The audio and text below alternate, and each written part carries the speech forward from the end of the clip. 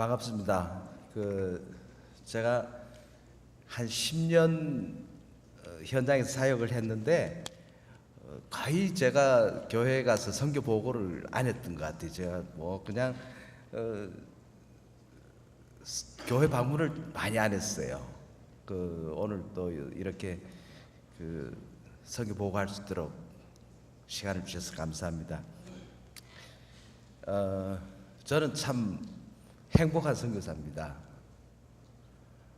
참 제가 선교사 됐다는 것만 해도 기적과 같은 참 사람인데, 저는 우리 아버님이 농촌교회에서 목회를 하셨어요.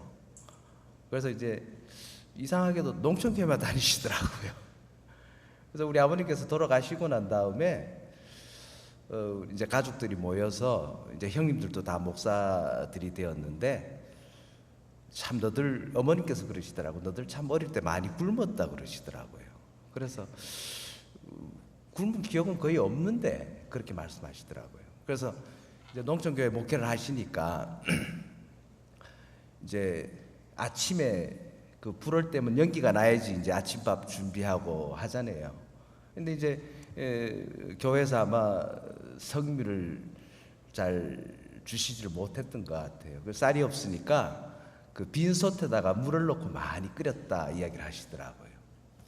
뭐 그런 연유도 있겠지만은 제가 학교 다니던 시절 때 한 번도 제가 목사 된다는 생각을 해본 적이 없습니다. 항상 교수 되겠다 해서 참 열심히 공부를 했는데, 제가 유전공학을 공부했거든요. 한참 잘 나갔습니다 그때. 유전공학을 했는데, 근데 이제 대학원 다니면서 결혼을 했는데, 유중학 이제 실험을 할 때 되면 한 12시간 내지 14시간을 실험실 속에서 이제 이틀에 한 번씩 계속 실험을 하게 되는데, 뭐 이제 세포를 가지고 이제 새로 변이체를 만들어서 막 커나가는 거 보면은 자식 새끼 난 것보다가 더 기쁘고, 거기서 막 변종이 나오는 걸 보면은 참 너무 기뻤는데, 우리 집사람이 와가지고 다 이거 쓰잘데없는 일이라고, 여기 가지고 생명 못 만든다고 이런 이야기를 하더라고요. 그게 아마 예언자적인 발언이었는지 모르겠는데, 그 일로 인해 가지고 제가 생명을 낳는 선교사가 되고 목사가 된 것 같아요. 그래서 제가 우리 집사람 옆에 있는데 지금 잠깐 일어나실래요?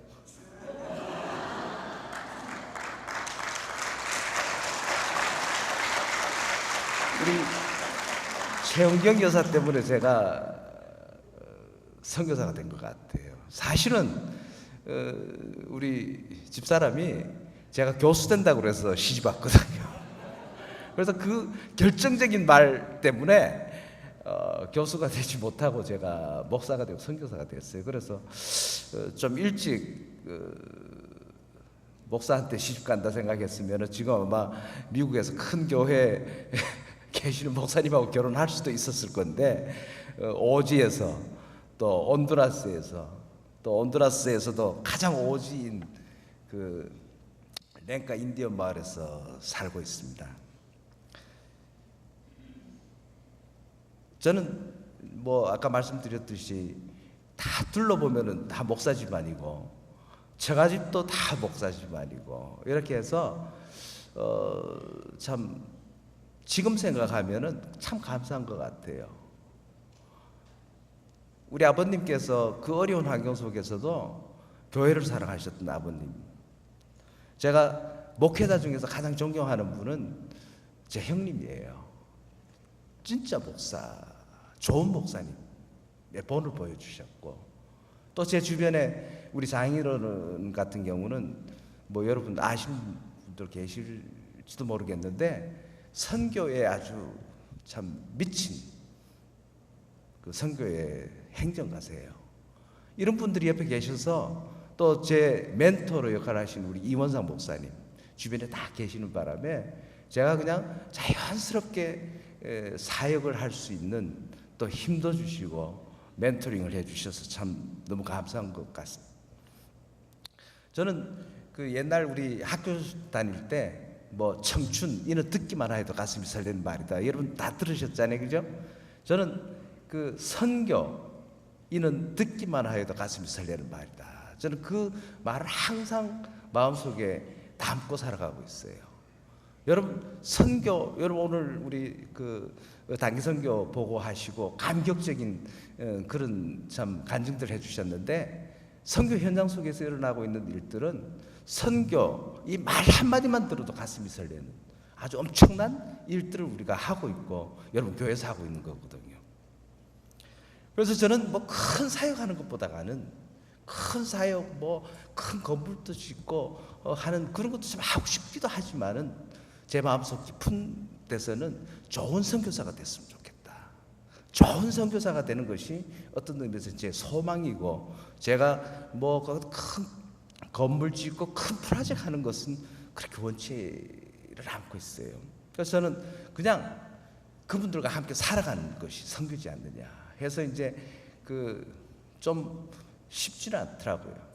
전기도 없는 동네에서 이제 그 랭카 인디언 마을에서 이제 사는데 하나님께서 그때마다 큰 은혜를 주시는 것 같아요. 여러분 온두라스라는 나라 여러분 잘 아실 거예요. 그 니카라구아, 온두라스, 니카라구아 선교사님 죄송합니다.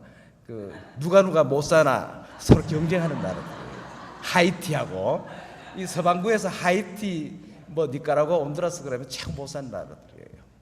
제가 이제 40대 중반이 돼서 이제 선교지를 갔는데 뭐 좀 속된 말로 이왕 베린 몸 최고 힘든 지역 가보자 해가지고 간 지역이 랭카 인디언 마을이에요.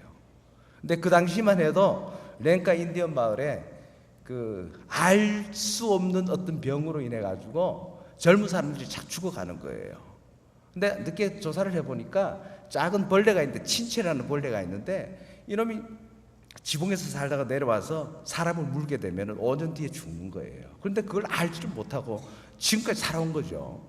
근데 2000년 초에 그게 원인이 이 친체 벌레라는 것 때문에 발견이 되어서 이제 그때부터 그냥 그 지붕에서 사니까 지방을 다 태운 거예요. 집을 다 태우고 새로 막 지어주기 시작한 거예요. 근데 그때 이제 제가 이제 온두라스 도착을 했는데 되게 가고 싶더라고요. 거기가 그냥 뭐 마력과 같이 그냥 내가 거기 한번 가봐야지 해서 결국 가서 그 땅에서 살게 되었습니다. 참 가난해요. 진짜 1불짜리 약이 없어서 아이들이 죽어가요. 뭐 지난해도 그냥 몇 명이 죽었어요. 그냥 감기가 걸려서 그 약을 바로 주지를 못하니까 폐렴이 돼서 그냥 죽는 거예요. 그냥 우리 옆집 아줌마도 죽었고 뭐 근데 많이 죽어요. 근데 참 가난해요. 근데 우리가 생각하는 가난하고 그분들이 생각하는 가난이 틀려요. 여러분 2차 대전 이후에 전 세계 국가, 유엔 국가에서 그냥 엄청난 많은 돈들을 이제 참 서방에서 생각하는 가난, 먹을 것이 없고 입을 것이 없고 먹을 아픈데 약을 가지지를 못하고 입을 뭐 약이 없고 뭐 이런 경우 우리가 가난하다 그러잖아요. 근데 제가 생각할 때는 그게 가난이 아닌 것 같아요. 왜 그러냐 그러면은 어제나 오늘이나 내일 그렇게 사는 거니까. 그분들은 평생 그렇게 살아왔고 그게 삶의 한 부분이지 그걸 제가 볼 때 가난이라고 생각하지 않는 것 같아요. 제가 볼 때 그분들이 가난한 것은 우리는 가난하기 때문에 아무것도 할 수 없다 하는 그 생각이에요. 이분들의 그 생각을 고쳐주지 않으면은 이분들의 가난은 해결할 방법이 없어요. 여러분 교회에서 컨테이너로 그냥 음식을 가져와서 갖다 준다 한들 한 달 가겠어요? 옷을 뭐 그냥 막 갖다 준다 해도 그분들이 그 옷을 입고 살 수가 없잖아요. 결국은 우리는 가난하기 때문에 아무것도 할 수 없다는 이 생각만 바꿔주면 되는 건데, 이 생각을 바꿀 수 있는 것은 정부도 할 수 있는 것이 아니고 학교도 할 수 있는 것이 아니고 바로 교회에서 복음으로만 가능하다는 생각이 들더라고요. 복음이 이분들 심령 속에 타치가 된다 그러면은 이분들은 삶이 변화가 일어나는 거거든요. 그러면 그 삶이 변화가 일어남으로 인해서 그 가난이 자연적으로 없어지게 되는 것 같아요. 그래서 저는 처음에 들어가서 그냥 그분들과 살면서 성경 공부만 했는데 성경 공부를 안 오더라고요. 뭐 먹을 걸 달라고 그냥 그 떡과 복음을 이제 많이 이야기하시는데 그 복음 가지고는 또 안 되더라고요. 그래서 이제 뭐 여러 가지 많은 방법들을 사용하고 있는데 제가 선교하면서 어떤 한마디가 제 마음속에 터치를 하고 제 사역의 중심을 자리 잡았던 것은 랄프 윈터 교수가 이런 말씀을 하셨어요. 외과 의사가 수술을 했는데 수술은 성공적으로 했는데 환자는 죽었다. 이야기를 한 거예요. 외과 의사가 환자 수술을 했는데 수술은 성공적으로 했는데 환자는 죽었다는 거예요. 만약 우리가 선교를 잘못하게 된다 그러면은 이분들한테 조금 더 삶의 그 질을 향상시켜주고, 예? 좀 먹을 것 조금 더 잘 먹게 만들어줄 수 있는 그런 어떤 물질적인 수술은 성공했다 하지만은 그들의 영적 상태가 죽게 된다 그러면은 이것은 우리가 선교 하나마나 우리의 실패한 선교의 모습이 그 모습이 되지 않겠다는 생각을 제가 항상 하면서 제가 첫 번 안식년 들어올 때 이분이 어떤 잡지에 그렇게 써놨더라고요. 외과 의사가 수술은 성공적으로 했는데 환자가 죽었다. 이분이 자기가 30년 전에 그 사역했던 그 마을에 가서 보니까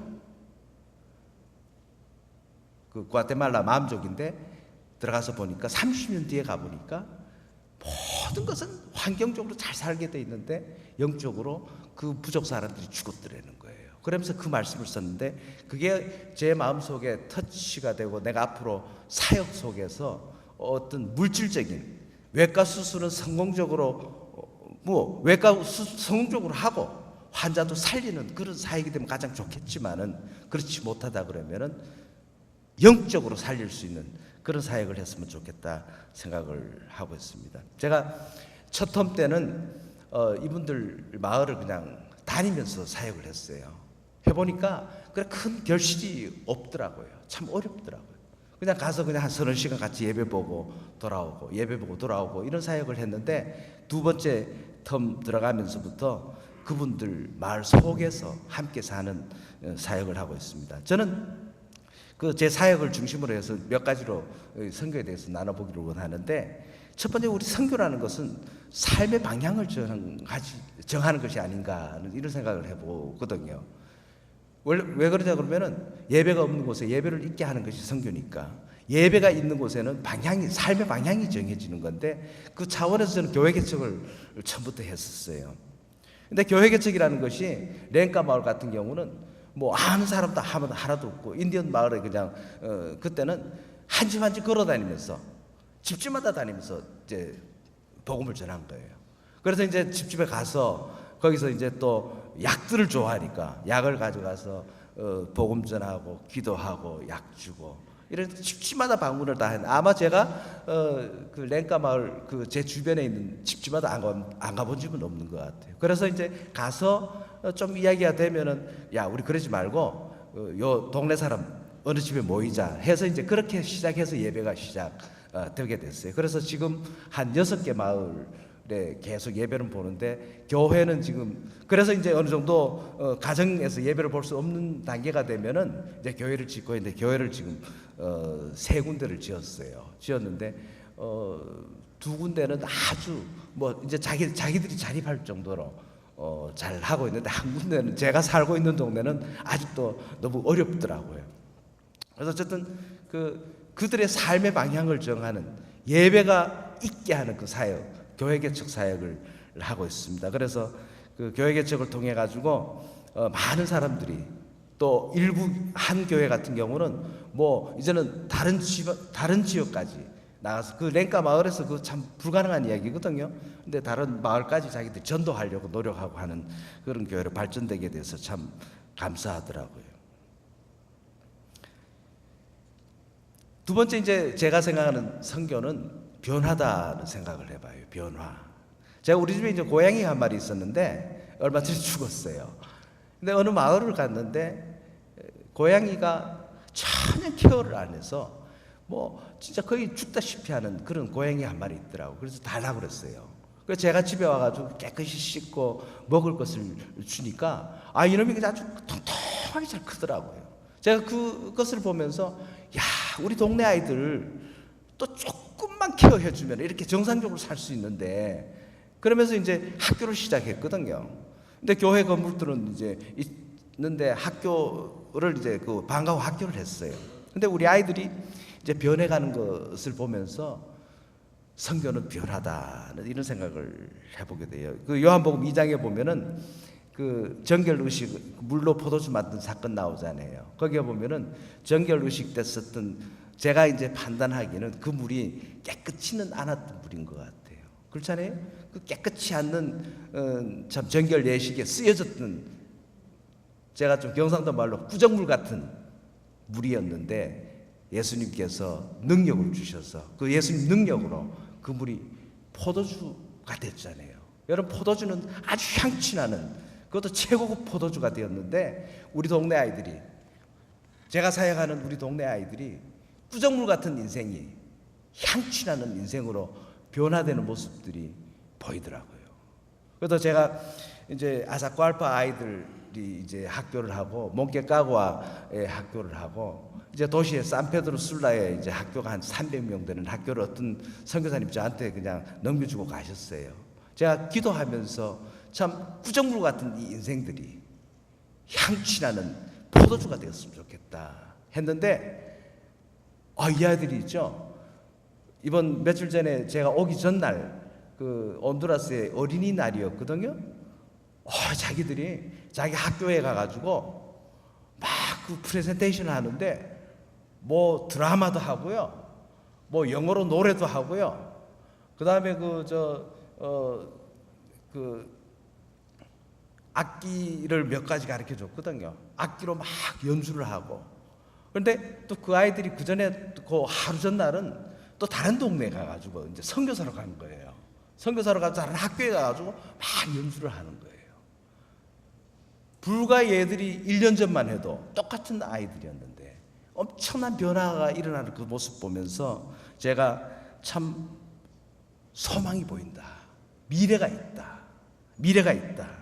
참 감동적이다. 이 생각을 하면서 제 마음속에도 이런 감동이 느껴지는데 하나님께서 얼마나 큰 감동을 하셨겠는가, 이런 생각을 제가 해보게 됩니다. 근데 이제 또 세 번째로 생각해 볼 수 있는 것이 선교를 함께 사는 건데, 제가 늘 잘 쓰는 표현 중에 하나가 살면서 선교하면서. 먼저 함께 살면서 함께 나누는 그 삶이 선교지 않느냐, 이런 생각을 해봅니다. 처음에는 뭐 여러 가지 많은 계획들을 했죠. 그런데 가만 이제 오지에 들어가서 살면서 생각이 바뀐 것이 같이 사는 게 선교구나. 그냥 자기들이 급할 때 내한테 찾아오고, 자기들이 기쁠 때 내한테 찾아오고, 또 자기들이 울 때 내가 함께 울어주고, 이게 바로 선교지 않느냐는 이 생각이 들더라고요. 그래서 그냥 뭐 큰 일 하는 것도 중요하겠지만은 이분들과 함께 살아가는 그 일들을 이제 하려고 노력을 하는데 참 어렵습니다. 왜 그러냐 그러면은 이 살아가는 그 간격이 엄청난, 저는 뭐 최대한으로 낮춘다 그러지만은 내가 최대한을 낮춘 것이 그분들이 볼 때는 상상이 안 되는 삶이에요. 제가 그 이하는 내가 못 살겠더라고요. 내가 그 이하까지 내려가야 되는데 그래야지 좀 뭔가 이래 맞춰질 수 있는데 내가 그 이하에 내려갔다가는 죽겠더라고요. 그러나 그분들이 봤을 때는 내가 꼭 어디 청와대에 사는 것 같은 모습으로 보일 수도 있겠죠. 그러나 나는 최대한 낮췄는데도 이게 그 간격으로 인해 가지고 제 마음속에 항상 갈등이 생기는 거죠. 근데 걔네들은 그냥 막 바람이 쑥쑥 들어오는 데서 사는데, 그는 저는 바람은 막히거든요. 근데 그 사람들은 그냥 이불이 없어가지고 막 겨울에, 이제 겨울이라는 건 한 11월, 12월 되면 굉장히 추운데, 제가 한 2,000m 되거든요. 2,000m 높으니까 얼마나 추운지 몰라요. 저도 올 때 독감이 걸려가지고 참 어려웠었는데, 이런 환경 속에 나는 이불을 덮고 살거든요. 나는 이불이 몇 개가 되거든요. 또 나눠줘 봤는데도 그게 마음이 막 불편한 거예요. 그래서 참 이런 삶과 생존의 현장인데 나는 삶인데 그분들 생존이잖아요. 생존하는 사람들 속에서 내가 산다는 것이 참 너무 어렵더라고요. 나는 삼시세끼 밥을 먹을 수 있는데 이분들은 또르띠아 하나 먹기도 어려워요. 그러니까 또르띠아에다가 소금을 그냥 뿌려서 먹는 거예요. 조금 더 살면은 계란 요리 좀 해서 먹고, 뭐 대충 보면은 그냥 또르띠아에다 소금 찍어서 먹는 거예요. 근데 나는 그래도 아침에 조금 더 잘 먹거든요. 근데 그게 이 간격을 배운다는 그 간격으로 인해 가지고 마음속에 얼마나 아픔이 있는지 몰라요. 그러나 이 삶의 현장 속에서 그래도 참 감사한 것은 이제 우리는 식탁 공동체라고 그래가지고 뭐 잘 들어와요. 그냥 뭐 우리 집은 그냥 자기들 집같이 다녀요. 그냥 들어와서 그냥 뭐 커피도 끓여 먹고 그냥 막 하는데 이제 식탁 공동체 그래서 같이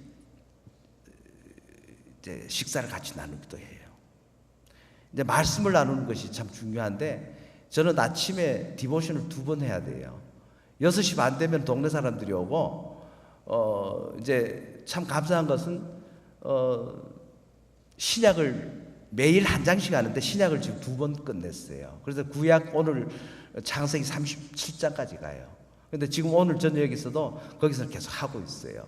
그래서 매일 한 장씩 해서 그래도 신약 2번 끝나고 창세기 구약까지 들어갔으면 상당히 했잖아요. 한 2년 계속 한 거예요. 그런데 이 아침 6시 반에는 동네 사람들이 오고 그 다음에 이제 10시가 되면은 우리 사역자들끼리 모여서 같이 디보션을 해요. 그래서 이게 참 말씀을 나누는 삶이 돼서 참 고맙다는 생각이 들고요. 이제 삶을 나누는 것이 이제 아까 말씀드린 대로 내가 거기에 살면서 참 주님의 마음으로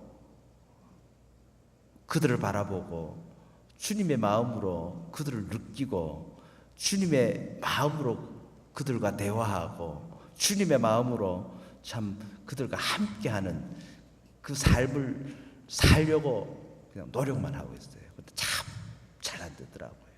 노력은 하고 있어요.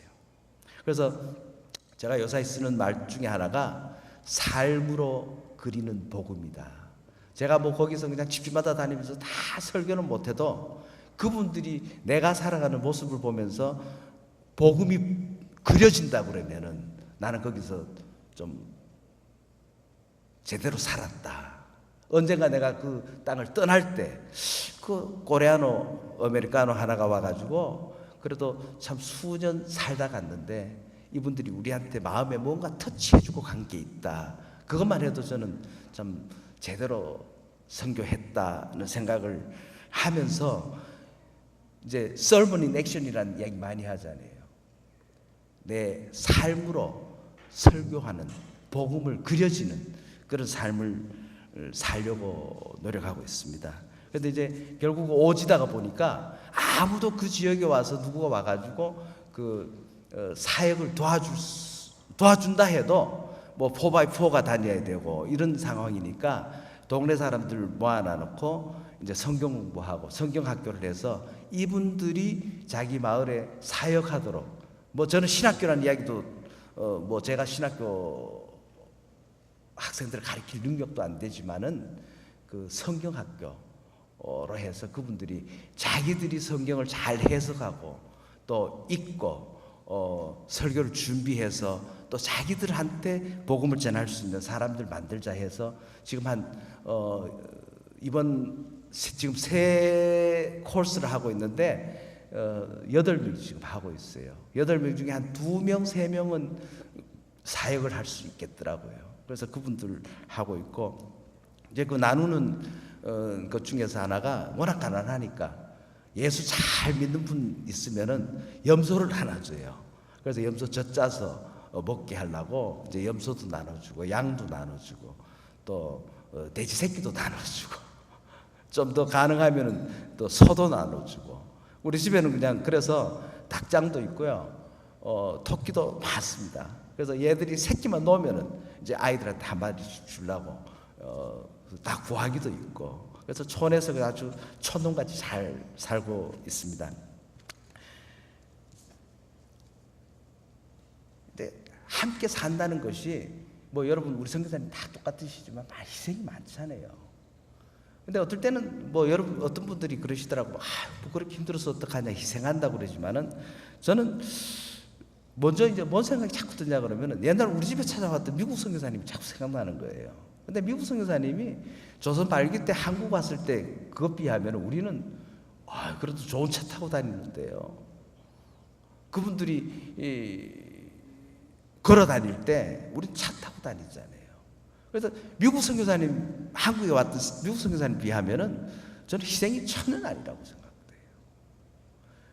또 조금 더 나가가지고 예수님께서 지금 이스라엘 지역이나 지금 온두라스 지역보다가 훨씬 더 못했던 이스라엘에서 그 유대 땅에서 사셨는데 그것 비하면은 우리는 희생도 아니죠. 호강이죠. 근데 저는 희생이라는 생각을 한 번도 해보고 살진 않았어요. 어떤 입에서 굉장히 호강하고 살고 있다. 앞에서 걸어가신 그 선배 선교사님들, 또 여기 계신 우리 선배 선교사님들,